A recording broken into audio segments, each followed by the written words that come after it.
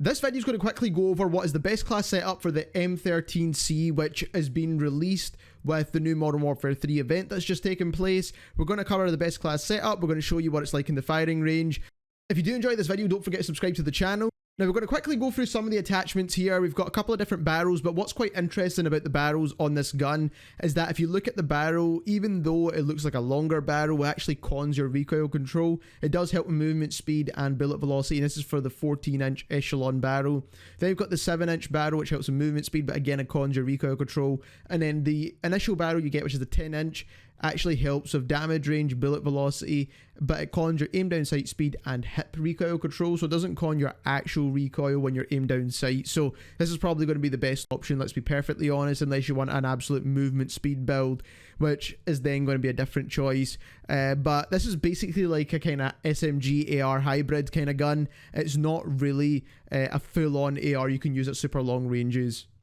So the way I've built this gun is basically what I would use as a sniper support, or if you just want to use a kind of well-rounded weapon. It's not really going to excel at super close ranges or super long ranges. It's kind of that mid-range gun, like I keep saying. 60 round mags, you do get a 45 round option as well if you want a bit more movement speed. Depends on if you're playing solos, duos. If you are playing like trios and quads, then obviously you want the 60 round mags. Then we are looking at the Bruin Flash V4 stock, which helps the sprint speed, aim walking speed, crouch movement speed, and aim down sight speed. So pretty much every movement stat. There's a couple of different other stocks here as well, but this one is definitely the best option. I am using an optic, but you can remove that if you want. The iron sights are okay. They're not super clean, but they're not the best either. Then we are using that 10-inch barrel, like I said before, is the only one that doesn't con recoil, and we don't really want to con the recoil of this gun, because you will see in just a moment it does have a bit of side-to-side bounce. We are using the Zulu suppressor here as well, just for that extra bullet velocity and damage range.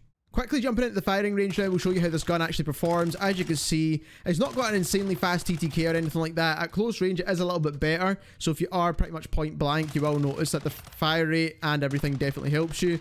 But it does have a bit of side-to-side bounce. You could put an underbarrel grip on there to help that out as well. Once you get a bit more tuning on the weapon, that will also help. But as you can see, at super long ranges, it's not fantastic, but you can hit shots. It's not like an SMG, obviously, where it's going to be difficult. It can be done, but it's not something that I would recommend with this gun in particular. This range here is the perfect range for this gun, which is basically like sniper support range. But overall, this gun, I don't think it's going to be like super meta or anything like that, but it is a solid choice, like I said, if you want to be a sniper support, or if you don't usually run two weapons, you like to have like a secondary as a pistol or something, and you want a well-rounded weapon. If you enjoyed this video, don't forget to subscribe, and thank you very much for watching.